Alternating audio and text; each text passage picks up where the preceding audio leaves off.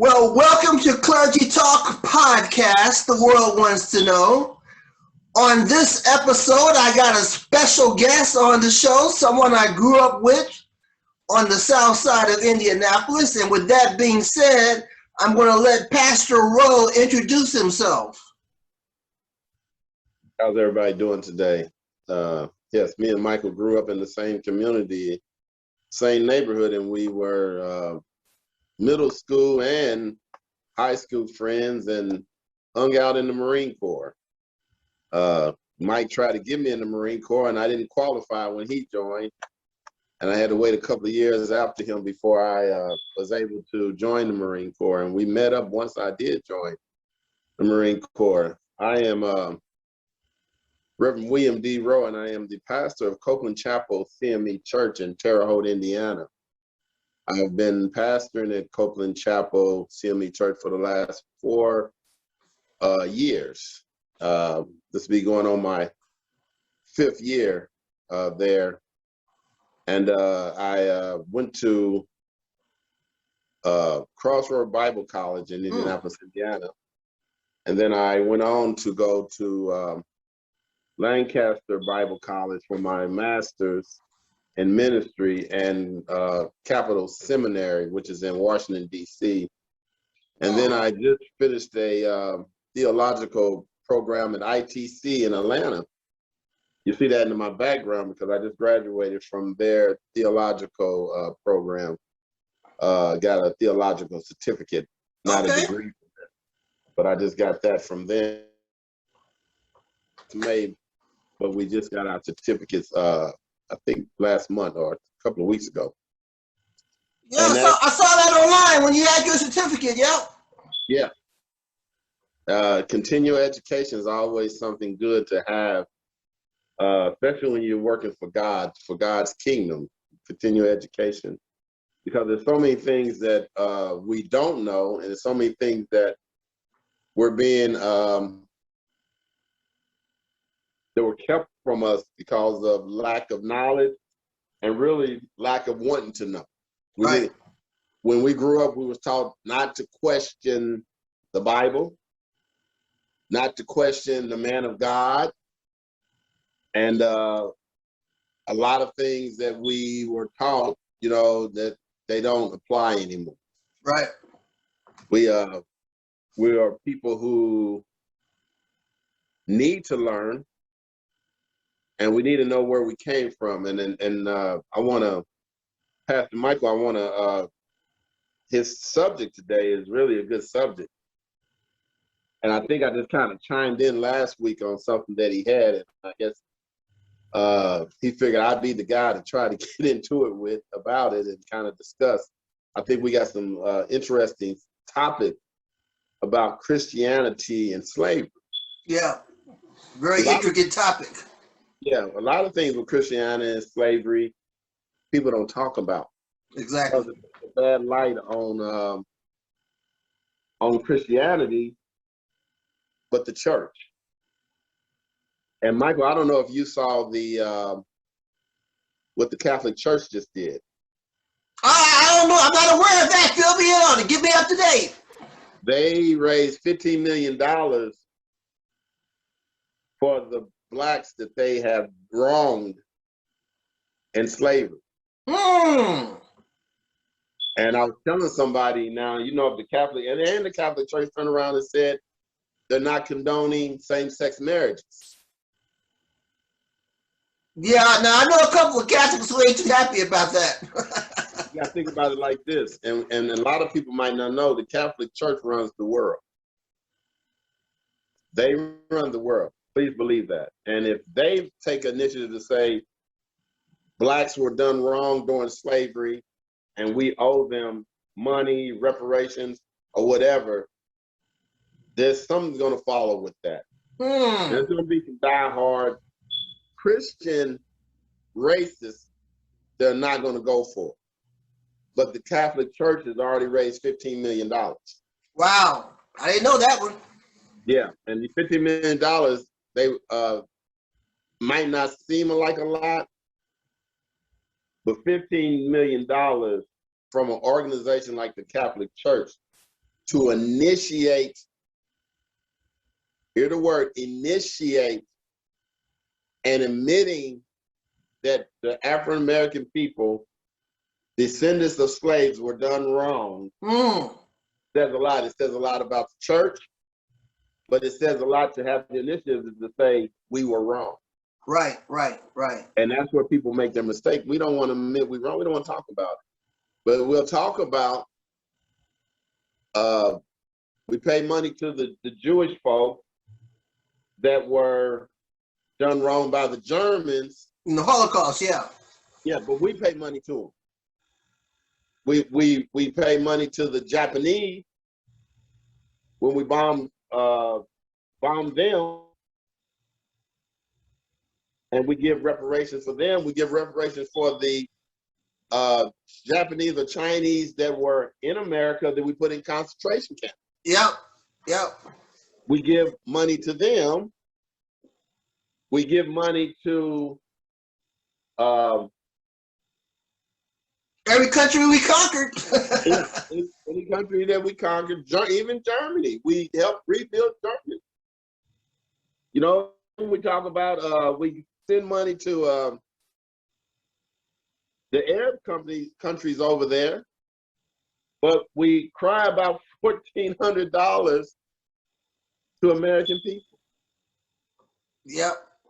And then we have people that say, we got Republicans that wouldn't sign the bill and told their people don't take the money. Exactly. Divert that money over to my house. I'll spend it for you. Yeah, I'll post my address right now. So we were talking about this. I'll let you go ahead and lead us into the conversation, Mike. Okay, so basically this is a second part episode on a three-part series on Christianity and slavery. And the last episode, we went into a lot of biblical scriptures.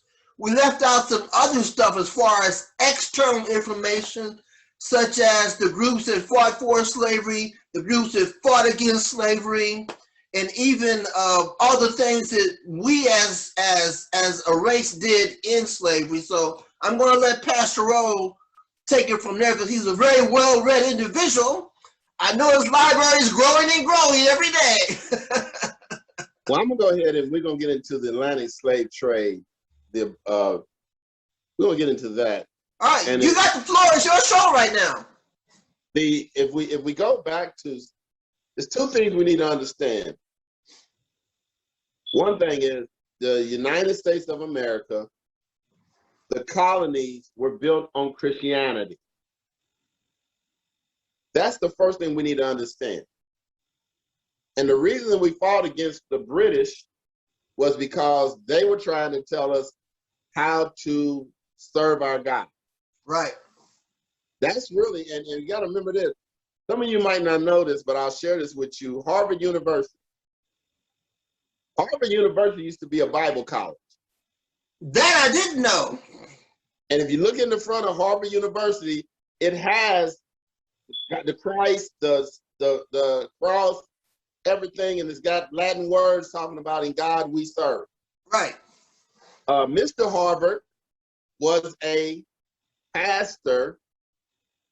He opened Harvard University to teach other pastors in the colony about Christ. So we're talking about Protestants.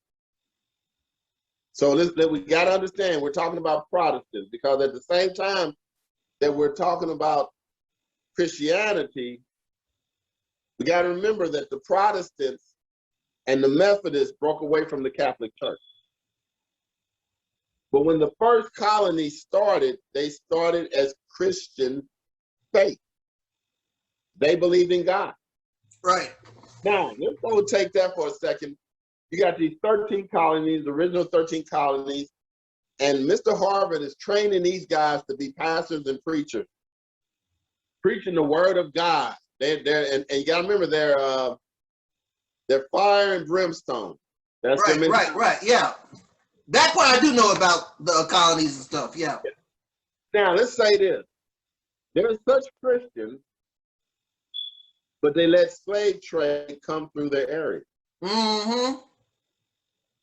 They serve God and love Jesus, but they let slaves the slave trade come through the continent, through their areas and their ports.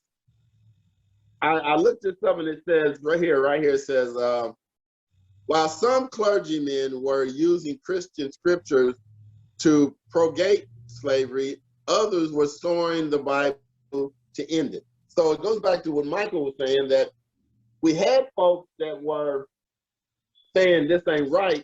Right. But they were overruled. Yep. And then we go into this.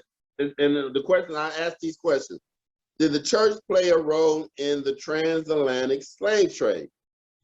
So yes, the church did play a major role in the transatlantic trade. In fact, the church was the backbone of the slave trade.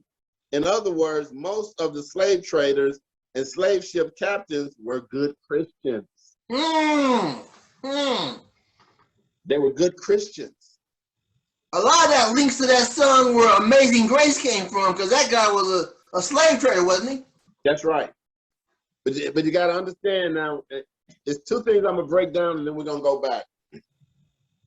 In the beginning of the colonies, I'm going to go back to this. Don't you keep where we at on, did the church have anything to do with it? I just told you that we were built on Christianity. Right, right. Now, check this out. The people were church folk, right? Right. And when they first came over, you got to remember, the first colonists weren't all European. They were Spanish. They were from Portuguese. They were people of color too. Because you got to remember now, Christopher Columbus from Italy, or when France or whoever was running Europe at the time was sending these ships over, that they were doing this with Spaniards. So okay. The first folks that settled in the colonies were Spaniards, you know what I'm saying, Africans, and Europeans. Okay. And not necessarily Europeans from England in the beginning. Because you got to know that Christopher Columbus was bought, but he didn't land in America. Nope. He that should be common knowledge now, you know. He landed down in the Portuguese, the Caribbean. Exactly. Yeah. That's where he landed at. They tell you the Christopher Columbus story is a lot. But anyway, let's go back to this. These good Christians were benefiting from slavery. Yep. They built their churches off the back of slavery because they didn't believe that Black folks were human. Yeah, and that's a whole new episode right there. They didn't believe Black folks were human, but right. They had Spaniards and they had, all these different people from all over these countries, India and all these places. Yep. What had happened was when the Europeans came over there, they didn't want the Europeans marrying, the European women mingling or marrying with these Spaniards. That's where we first come into a law that was made that they could not marry, and they would call themselves whites. Because before that, they weren't white, they were European. And original Americans were people of color. The original Americans were peoples of color. But when they made up the law that we could not, the whites, the color, and not Negroes or Blacks, but any men of color who came across with them or from Spain, Portugal, wherever, couldn't marry the European white women. That's when and look it up, that's when they started calling themselves white. Before that, there was no white, there was no Black. You was either Spanish, European, French. There was no white. I think I read an article about that a year and a half ago. Because I believe one of my friends shot me an article that said the same thing. That's right. There was no white. There was no white race. They were Europeans. They were from Soviet Union or whatever. Wherever they came from, that's what they were when they first came to the colony. When they made that law, then we start doing whites. That's when they start being white and colored or black. Yeah. Now, let's go into this. It goes right here. The next question I had was this. What is Christian view on slavery? The Christian view on slavery varies regionally, historically, and spiritually. Slavery in various forms has been part of the social environment for much of the Christianity history spanning well over the 18th century. Slavery brings heathens to the Christian land where they can hear the gospel. Christian masters provided religious instruction for their slaves. Under slavery, people are treated with kindness, as many northern visitors attest. So as we can see, the church and the early Christians saw nothing wrong with slavery fully engaging themselves. Most churches and cathedrals own several acres of slave plantations, own several slaves. Even slavery was abolished, most churches had been compensated for setting their slaves free. They let their slaves free and they gave them money, said, hey, okay, we owe you. And we gotta understand that we just didn't start in America. Right. Yeah. We gotta understand that. The Israelites were being enslaved over and over again because they kept disobeying God. But it says here that slavery has existed in virtually every society from the beginning of civilization to present.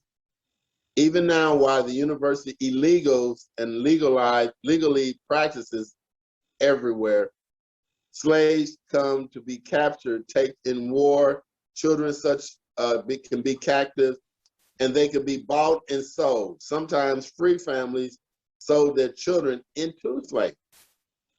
You got to remember the Bible. Remember see if I got some Bible readers out there. The brothers that sold they brother into slavery. Joseph. And he came back and did what? He didn't punish them. Came back and rescued them. And showed them love. So slavery just didn't start as we see it, and that's a big problem that we got as blacks. When we think of slavery, we think of African, us coming to America, slavery. Exactly. But Africans been doing slavery way before we was even thought about. Oh yeah. And you got to understand that the first slaves were Israelites, pushed out of their territory to southern Africa. And because they were Israelites pushed into Africa, they weren't African, so they sold them into slavery. That's how it first started. Then once that had caught on and was lucrative for people, Chase Bank, a couple of different banks that founded their wealth on slavery. Then it started being a thing of, I'll tell you this story. My great-great-great-great-grandmother was an Irish slave. Wow. See, people don't understand that Irish were slaves before the African slaves got popular. Yep. And they were in Kentucky, in Adair County, Kentucky, there was a breeding plantation. Everybody had that, huh? So we know what breeding means, right? Oh yeah. They would take the Irish slave woman, breed her with the African slave. That way they wouldn't have to buy the expensive African slave. They made their own slave. My great-great-great-great-grandmother was a descendant of the Irish slave. Her father, Susan, my great-great-great-great-grandmother Susan, mother was Irish and her dad was African. Oh, wow. Which comes mulatto. And how you are determined to be a mulatto if your European features stick out more than your African features. Mm. So they would consider you a mulatto. Okay. Now my great-grandmother, great-great-great-grandmother, my great-great-great-grandmother and my great-great-grandmother were considered mulatto. My great-grandfather was considered mulatto. When my grandfather was born, he was considered mulatto, but his African features came in by the time he was 10 when they did the census. He was no longer mulatto, he was a Negro. Mm.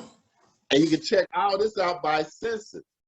Then I found out, I'm getting off track, but I'll get right back on track, that my great-great-great-grandfather who married Susan was a free black. Okay. He was not a slave. So he married Susan, and he gave my great-great-great-grandmother Caroline, took her mother's name once they got married. That's how we became Rowe. Okay. Now back when we talking about, go ahead. So, go ahead, keep on. Okay, so back when we were talking about, we have to understand that some had certain rights and guarantee, and some particularly in incident times did. The European slaves had more rights, and they passed a law, I think in the 1600s, that you could not take whites and make them slaves.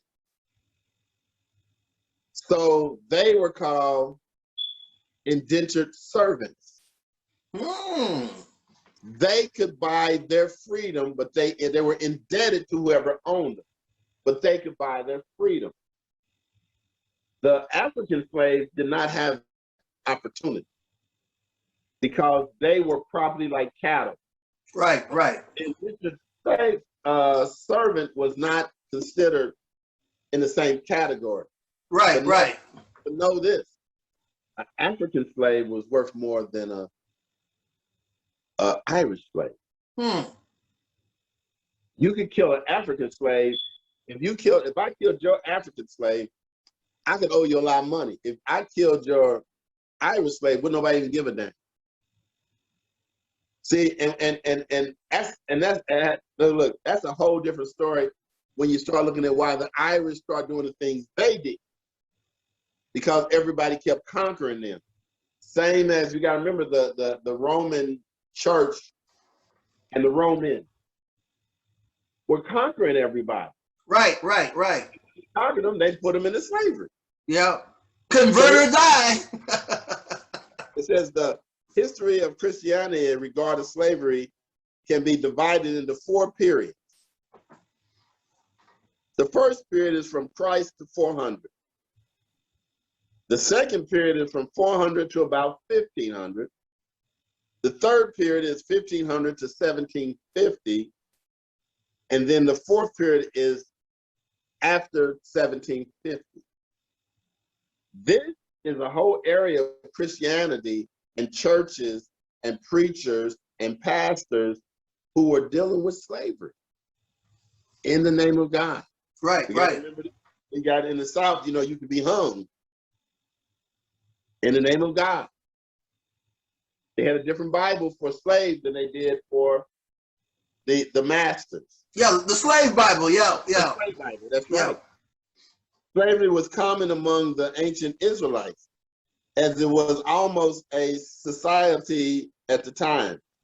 Christ is not reported to have said anything specific about slavery, but his behavior and his teaching that every human is to be beloved by God is a strong implication.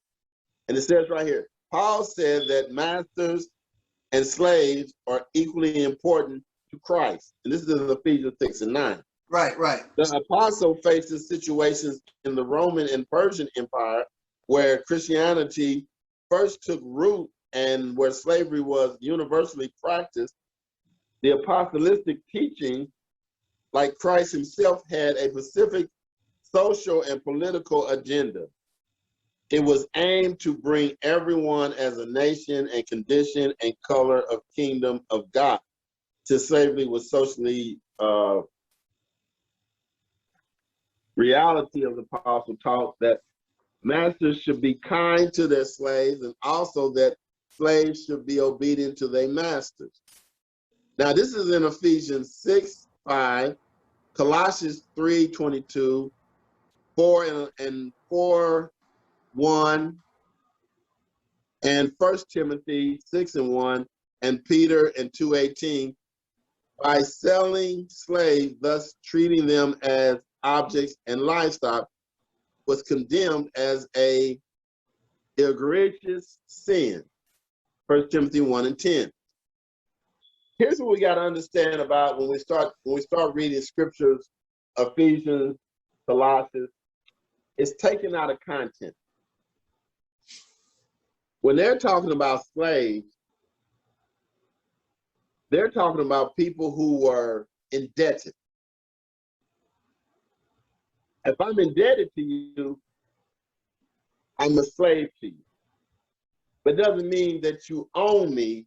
It means that until I pay my debt, you have authority over me. Right. So when Jesus says, slaves, obey your master, he's saying, don't give them no huff, no puff, no fight until you pay your debt. Once you pay your debt, you're no longer a slave to this person. Now, the word slave is where we get confused. Because what does the word slave mean in the Greek?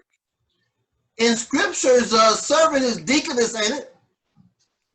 See, we got to understand that when we're talking about somebody who we owe, I borrow money from you and I can't pay it back, so I'm indebted to you. So you say, well, you're going to work my land. You're going to do this until you get your debt paid. So you got me out there working 8, 9, 10 hours a day to pay off my debt. I can't tell you what I'm going to work because I owe you. Right. So I got to do what you say until I pay the debt off. Now, when that came to come back into play with the Irish slave. See, it didn't work for the blacks, but it worked for the Irish. They used that same mentality of indebtedness. And once you pay off your indebtedness, you and your family no longer a slave to us no more. But you have to work, you and your family have to help you work off your indebtedness. You follow me? Yeah. So the content of that new rule that came out for the Irish slave goes coalition with what he is saying. They're not looking at slavery as chained and that. Yeah, that's different form. Yeah. It's a different form. We got to understand when the Persians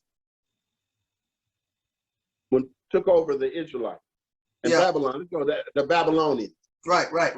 They conquered the Israelites. They took them into slavery. Yep. The Egyptians. Got to think about this. How did the Egyptians get the Israelites?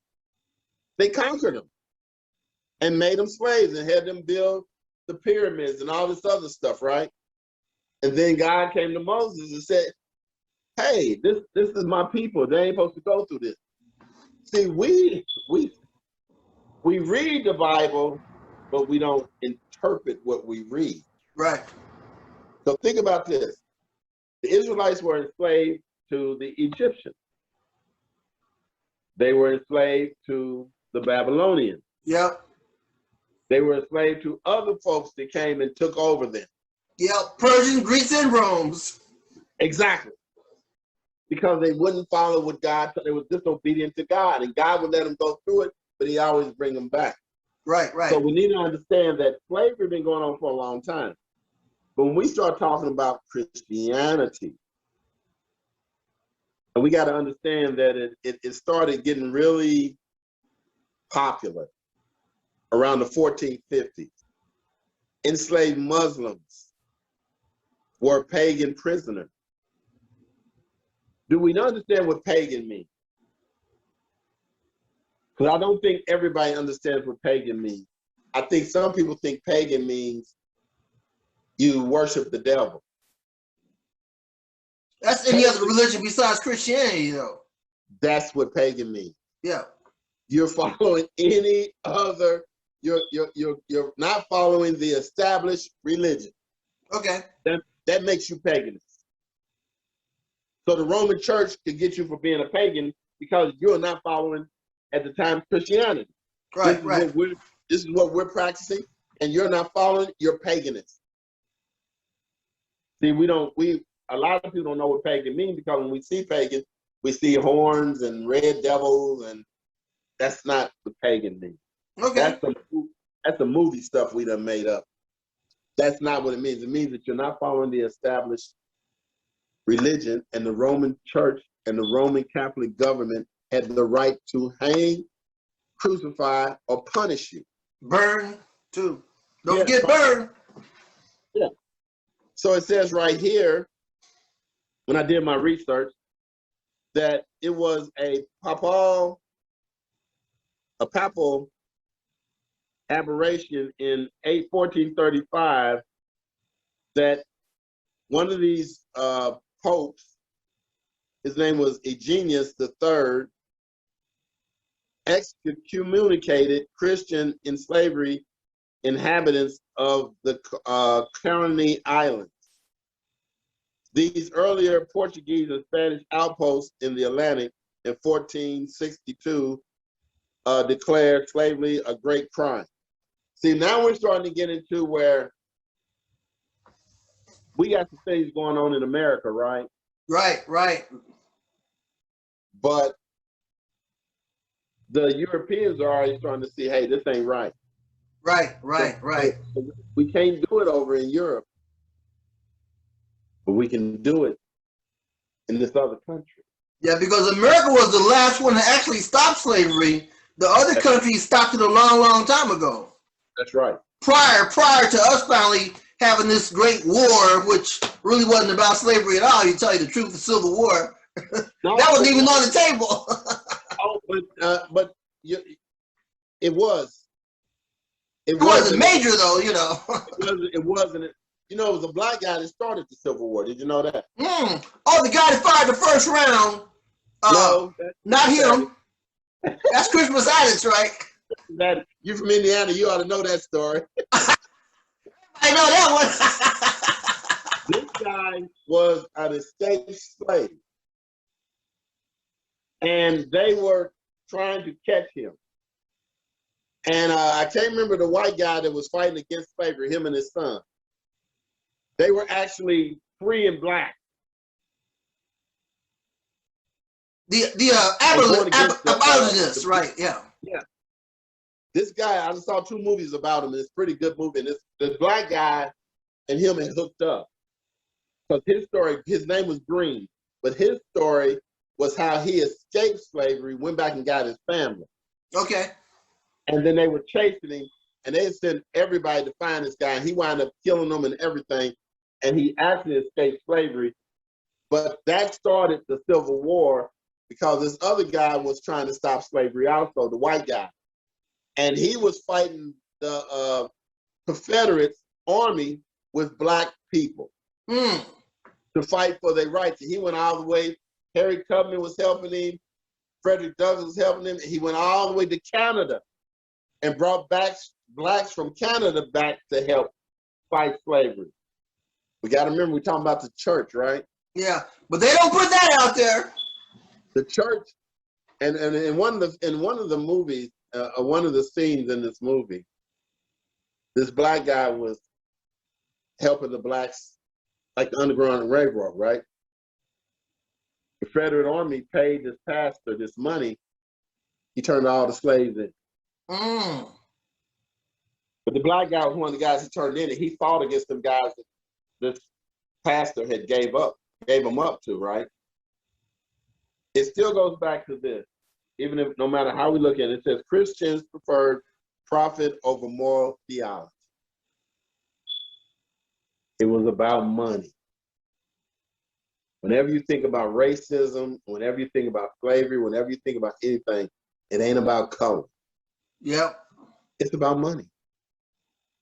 When you think about the Republican Party, it ain't about color they don't like. Black folks don't have enough money to keep us in power. That's the problem. It's about the money. When we talk about President Trump and we say he's a racist, he's this and that, he's a billionaire. You're not on my economical level. Right. So I don't care about you. You could be white. If you ain't got $1 million, you poor to me. You could be Portuguese. I don't care. If you don't have millions that's going to help me make money, then you're not important. It ain't about color all the time. It's about economics, about money. Yep. Now, a lot of people disagree with me about that, but that's a big part of it.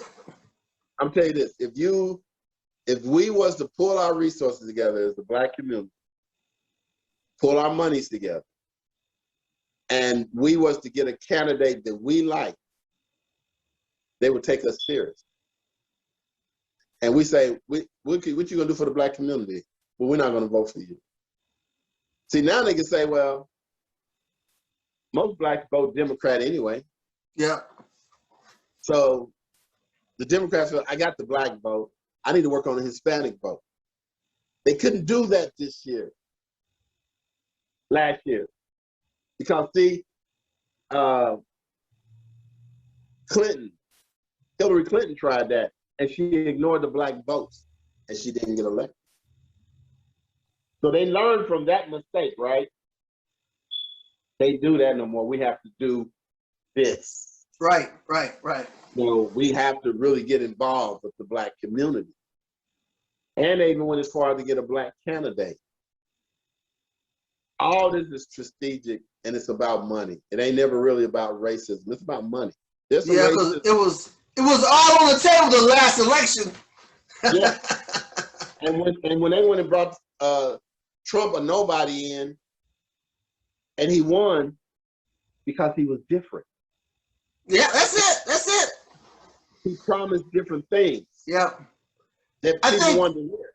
I think one of the major reasons why they were against him was because he wasn't part of their club. That's right. You know, he wasn't part of their golf course. He owned the golf course, but he didn't go to their golf course. he wasn't in the clique. Right, exactly. He don't have no roots in it or nothing. He's not in the clique. Now check this out. Here's what's gonna really trip you out. Once they got him, they had to keep him because they couldn't get rid of him. They thought they could control him. They found out they can't control him.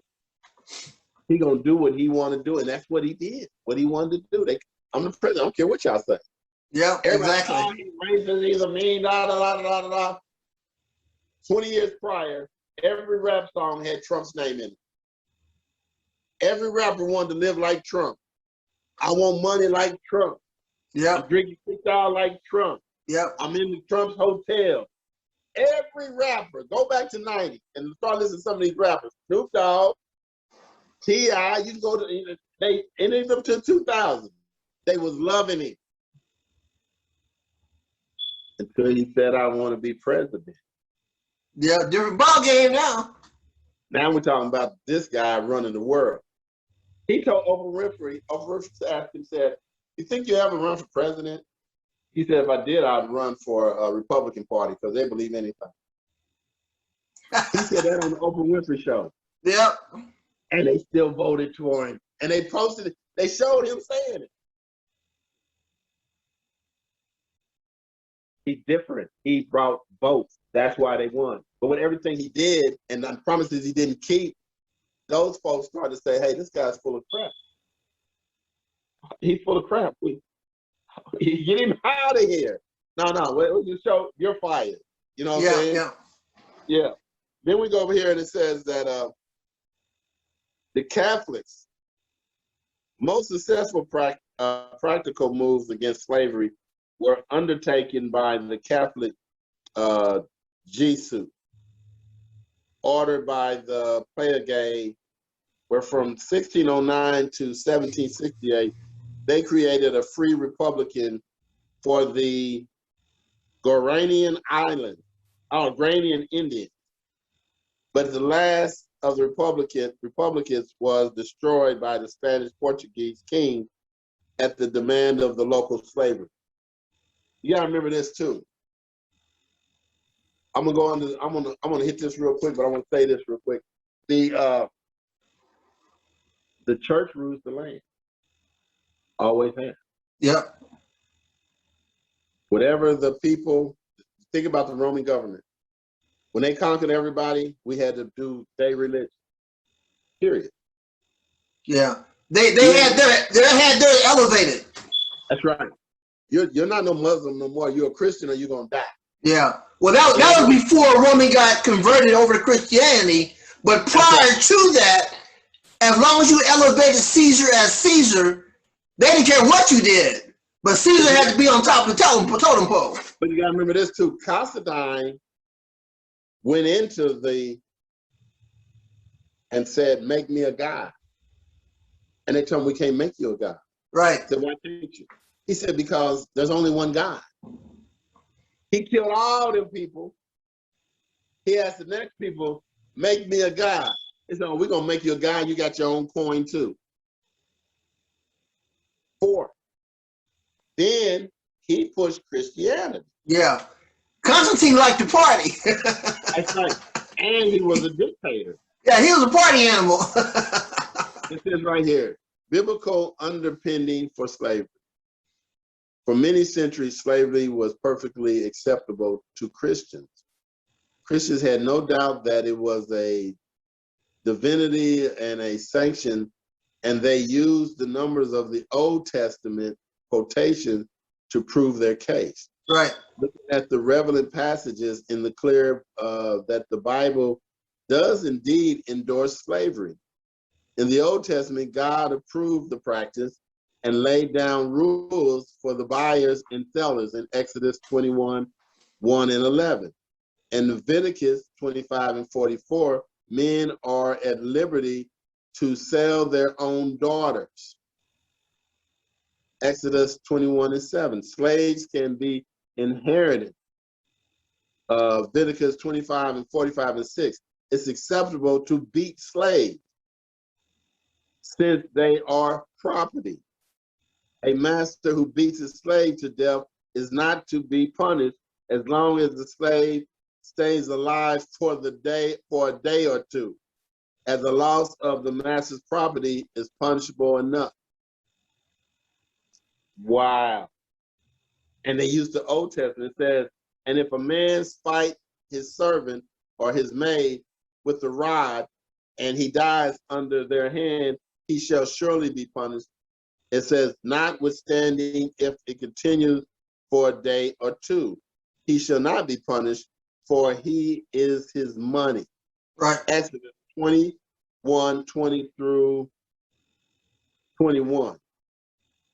If a slave is gored or by a bull, and his master is not the slave who is to be compensated, Exodus 21 and 32, time and time again, the Old Testament confirmed slavery as property. So you got to remember, a lot of Christians would use the Old Testament to, you can take any scripture to make your point. Right. Women can't be pastors, and they take up scripture and it's taken out of content because it says to be a deacon, you have to be the head of your house and only have one wife. So they use that to say a wife can't be a husband. Right. But that's not what the scripture is really saying. Yeah, there's a historical record of deaconess that's been operating in the church ever since the first century. So, but that gets ignored all the time. Right, and you got to remember why they were saying what they were saying. Paul was saying what he was saying because where he was at. Yeah, the culture. Yeah. Multiple wives. Yeah. In that culture, and he was telling them, you can't have 25 wives and be head of my church. That wasn't to say women couldn't be, because if you go to 1 Timothy, maybe 2 Timothy, Paul writes a letter and tell him to sit these women down because they're not following Jesus Christ's ministry, and put these women in their place. Now, to be sit down from authority, you got to first have what? Authority. Yeah. You can go to Romans chapter 6 and read the whole book. Paul is talking about the female disciples who served with him. Yeah. I know in the Old Testament you had Hula, who was a prophetess. They found some manuscripts they couldn't read. They brought it to her, and she told them what it was because she could speak the ancient Hebrew. Yeah. So, so it's quite evident that God does use women in all types of capacities to further his kingdom. Now, some people won't accept this. And I don't say it all the time. But there can't be men without women. It's just biologically can't happen. Right, right. So women are going to always be important to God's kingdom building. Women keep the church up and running. Women are important, period. What we have is a Roman government, a Catholic church, who wanted to downplay the importance of it. Yeah. So when the Bible was converted to Latin, before we even got in America, they took and made it where women wasn't important. Yeah, under that system, yeah, exactly. Yeah, because they couldn't be bishops or priests or anything. That's right. We don't want them because they're not, we in charge of them. They are like our property too. You got to understand that. So we need to understand that we know that, because we got to remember this, and we just talked about the Old Testament, right? When the New Testament, as regard to slavery as acceptable, it instructs slaves and accepts their position with humanity. Yeah. Well, I know back then, let me say this real quick, then you go ahead and take over. I know back then that the servant and the master, they went to house churches together, sat next to each other, worshiped God together. It wasn't like you got your church, I got my church, and I'm going to tell you what you're going to hear, but they heard the reading of the scripture together. So it wasn't like, I'm going to use this to, cover you, to be over your head. That didn't start till America. Yeah, they were, exactly, and they were family. Yeah. Even though they were servants, they were part of that family or that unit. Exactly. And you got to look at right here, it says, and they had to please their master in everything, Titus 2:9, and they are commanded to serve Christian slave owners better than other masters. Again, as we read this, and it says right here, Jesus himself mentioned slavery more than once according to the New Testament, but never with the slightest hint of criticism of it. He even glorified master-slave relationship as a model of relationship between God and humankind. And he does this in Matthew 18:23. Christians naturally interpret it as not merely acceptance, but approval. If Jesus had opposed slavery, he would have, they claim, surely have said so. Again, they're taking the text, they're taking that text out of context. Yeah, a hyper-literal interpretation. Exactly, because I can make that fit by what he said, but I know that's not what the intent was. Yeah, like metaphor, yeah. What was the spiritual intent of what he was saying? Exactly. I go back to the fact that you owe me, you can't pay me, you work for me, you're indebted to me, you're a slave to me. So now we done took it and we done took it and we've converted the language. Now for some reason it's the slave part, because I bet you we know in the Greek and Hebrew they didn't use the word slave. I know the word deacon means slave in Greek. That I do know. I don't know the Hebrew term though. Or servant. Yeah, I mean servant. Servant, yeah. Because, and here's what's funny. The Bible talks about deacons and elders. Exactly. Okay. Now, this could be confusing if you're going from Methodist to Baptist. Because in the Methodist, we have ordained deacons and ordained elders. Right, right. That is a position of reverence. You're ordained deacon, and you don't wear the stole. When you're ordained elder, you can wear the stole. Now, you can be a pastor as a deacon or elder, depending on the need, right? Right, right. But in our denomination, mostly elders are the pastors, unless somebody's what we call supply. In the Baptist, a deacon is not ordained. Okay. He's head of the finances in the church. In the Methodist, we call them stewards. They call them deacons in the Baptist. Mm. You know what I'm saying? Right. And the women are stewardess. In the Baptist, they're deaconess. They handle the money. Stewards handle the money, and the deaconess and deacons in the Baptist, they handle the money. That's why sometimes you can be confused between Methodism and Baptist. Right, right. There's another thing we got to understand too. John Wesley did not believe in slavery. Yeah. I know the Methodists had a big split over slavery. That's right. That's why you got AME and CME. Yep. Because the CMEs moved up away from the AME because they were still worshiping with the whites, but they was worshiped separately. And the CME, the colored, we were colored then, we said we want to be our own entity. We don't want to be still up on the master, that we upstairs, they downstairs. Later on, the AME broke away from that, but the CME had been broke away from it. Mm. We been stopped doing it, and that's why we invented the CME. You know what I'm saying? Christian Methodist Episcopal.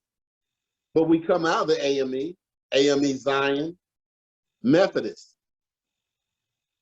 Paul Wesley didn't believe in slavery. Yeah. I think I had read a documentary or watched a video on the first Black ordained Methodist pastor, and he had an issue with the fact that they had the whites here and the blacks over here. And that's in the AME. That's right. Yeah, yeah, that must have been it. That must have been it, because it's been a while since I saw it. And that was one of the things that set him off, that made him go ahead and do what he did. They said they were free, right? Right. But they weren't free in the church. In the church, and then you got to remember, some of us were Methodists, but they still had white pastors. They couldn't have black pastors. Mm. I tell you something else is funny, and we talking about this slavery and this whole concept of slavery and Christianity, and we don't understand the long-term effect of all those things that happen with this. You could be a pastor in a light-skinned congregation, but I couldn't be. Wow, that's crazy. Because I'm dark. I couldn't be a pastor over light-skinned folks. Check it out. That's crazy. And you can be, if you especially go in the South, the dark people church is down the street, and the light people church is on the other end of town. Oh my goodness. Christ, right? Right, right. Christians, right? Right. Methodist, Baptist, all that, right? Dark-skinned pastors could not be in charge of light-skinned congregations. Now, Mike, you remember when we were young, where it was we used to, you know, because before we was Christians. Hey, we won't go there. But you remember there used to be the light-skinned girls. They mama looked like them. They daddy looked like them. Yep. All the relatives all looked like they were all brothers and sisters. They didn't date me. They would date you, but they wouldn't date me. And their daddy say, stay away from that dark boy. It was pretty messed up back then. Yep. Think about it, because they messed with me. Hold on. Hold on, Mike. Yes, ma'am. Hey, when you go to the house, park up beside the street. Okay. Okay. What was I at? We were talking about back in the day where light-skinned women wouldn't date, dark-skinned men. Right. And they wouldn't date us because their daddy tell them to stay away from them. And it was the same thing in the church. You didn't have dark pastors in light congregation church. And all the light-skinned people went to this church and they were all light-skinned. Now you could be like a caramel brown and get in there, but you couldn't be my black. You know what I'm saying? I was too dark. I had to be down there with all the dark. And then they would be up, and that was in the church. And that is a reflection of slavery. Even after we came out of slavery, the church is. Can you see this book?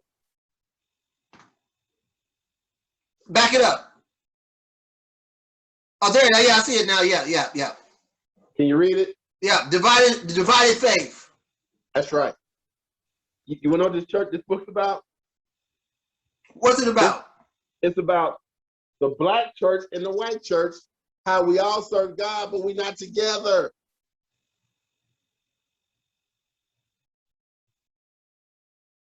We're not together. Yeah. And that's just, and all that is still with Christianity and slavery, how it comes together. It comes together. The result of those actions that were never corrected. And it goes back to what I was telling you about the Catholic Church now saying they've raised $15 million reparations for the black people they have wronged. The government's gonna follow suit. Watch what I tell you. Yeah. Watch what I tell you. Because the Catholic Church is gonna put pressure on everybody. Watch what I tell you, Mike. Within 2 years, watch it start being a shift. And then, because they gave reparations to everybody but us. We don't deserve it. And we got some folks out there, I don't freaking blame them. They don't need nothing but help. You know what I'm saying? We need to clean up our community. We need to strengthen up our family unit as God put us together to be. Right. We got too much of this acceptance of things that's not accepted by the Bible. I'm gonna just say that. Right. And it really doesn't help when the church starts out in our community, blows up, and then moves off the bus line. Yeah. that don't help the situation, I know quite a few churches has got big, and now if you ain't got a car, you're not going to get there, but they started out as storefront church. Now check this out, and I'll tell you this too, you got to remember, there's no more church hopping. Remember I just say you're a church hopper? Yep. Well, if this church is closer to me and you done moved all the way over on the west side, you from Indianapolis, if I live far east on German church and you done moved all the way out there to Avon and gas is $3 a gallon and this church is right around the corner from my house, I'm not church hopping. I'm going to serve God closer to me. Right. But what it is, see, the old traditional, I go to a church and I stay there till I die, our kids ain't doing that. No. They're not doing that. That's why you see a lot of these funerals for these kids are at the funeral home. They don't have no home church because they don't go to church. They don't believe in God. We have to get back, and we have to get back with getting people back connected with God. Right. And building the family back up. Our family structures, they just tore it apart. We got to get it back together. And I'm going to say this, it might not happen with, we might not be able to do it with these kids that are in their 20s and 30s, about to be 40, but we can do it with the younger generation. Teach them about family. Like my grandson, them, my daughter, them, teach them about family and give them family ethics and family values to follow. You know what I'm saying?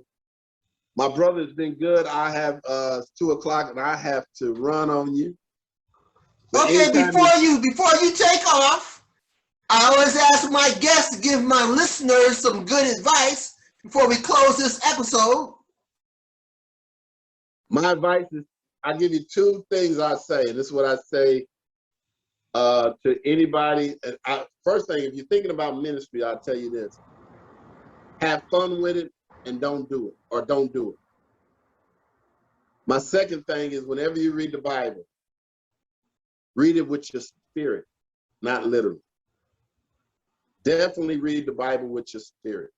And here's why I say read the Bible with your spirit. Me and Michael talk right now, and we can find things in the Bible that can't nobody prove, don't make sense, it couldn't have happened, but it's in the Bible. Right. But I can go back and say I can see the content of what was written, the spirit of it, and see how it affects and helps us moving forward to be in the kingdom of God. Read the Bible with your spirit and get your spirit reconnected with God. Because if you accept Jesus Christ as your Lord and Savior and get your spirit reconnected with God, you can talk to God anytime. Yep. Some people don't know they can talk to God. They think that we have to talk to God for them. Right, right. I don't have a closer relationship with God than you do. Because your relationship with God is a personal relationship. I know you know Robin Penner, right? Yeah, yeah. Okay, I always talk about Robin Penner. Robin Penner had cancer. And the radiation was eating up her body. Wow, yeah. And I was talking to Robin, and Robin said, David, I'm going to sit here tonight and pray all night that God removes this cancer from my body. And me, I was a minister, but I was like, I don't know if that's going to happen. She prayed all night. From that evening to that morning, cancer was out her body. Wow. Her relationship with God was closer than my relationship with God at the time. You know what I'm saying? So get reconnected with Christ and get reconnected with God. Because if we ever needed God, we need him now, right now. Now, right now, we need him. So get reconnected. All right, Pastoro. That was some great advice you gave us. Thank you for being on Clergy Talk, and maybe on down the road, I can get you back on the show. We can talk about something else. Anytime you need me, brother, call me. Yes, sir. Have a good day. I'm going to keep your church and your ministry in prayer. I appreciate you. All righty. God bless you. God bless.